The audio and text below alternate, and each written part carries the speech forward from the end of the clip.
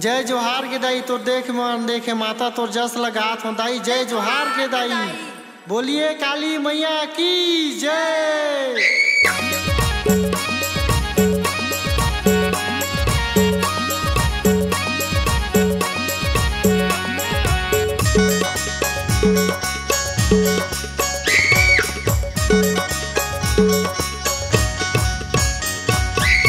पंडा पुजारी माता तोर सेवा करे दाई तोर पूजा करेंगे ए दाई पर विश्राम गाथे तोर गाना हो माई।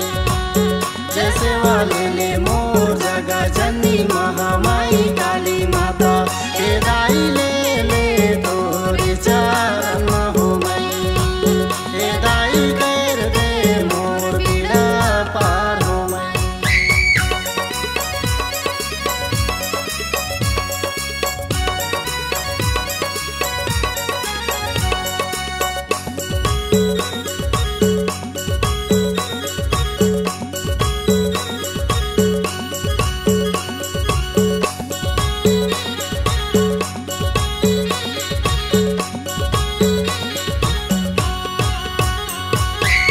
पंडा पंडाइन माता बुने जवारा दाई बुने जवारा के ए दाई 9 दिन भर बुने जवारा हो माई।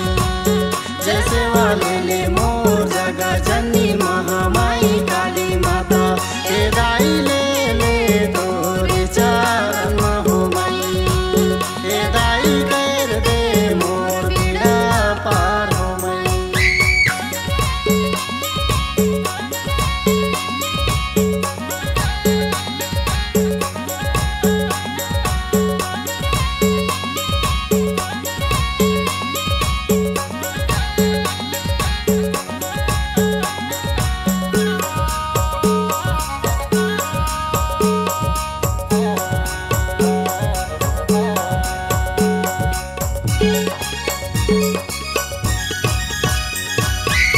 चार दिन के बाद दाई निकले पचरंगा माता निकले पचरंगा के दाई सभी नाचे झुमारी झुमारी हो माई।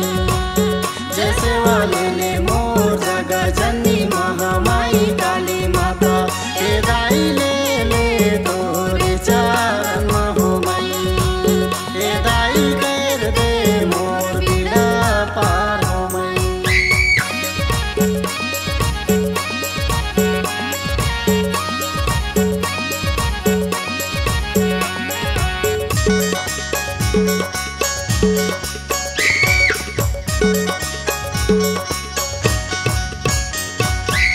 कोई लहे बाना माता कोई धरे त्रिशूल कोई धरे गदा के दाई काली मैया धारे खपर वाली हो माई।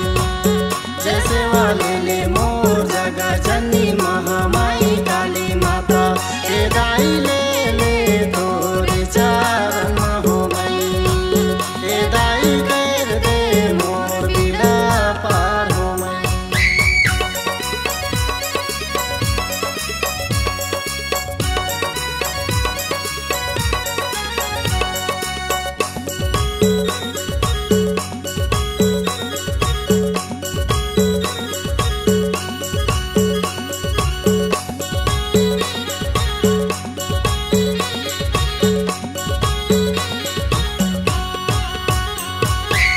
तीन रंग के झंडा दाई लाल पियर उजर के लाल पियर उजर के दाई मंदिर देवाला तोर धाजा हो माई। जय सेवा ले मोर जगा जननी महामाई काली माता ए दाई ले तोर चरण हो माई। ए दाई कर दे मोर पीड़ा पार हो माई।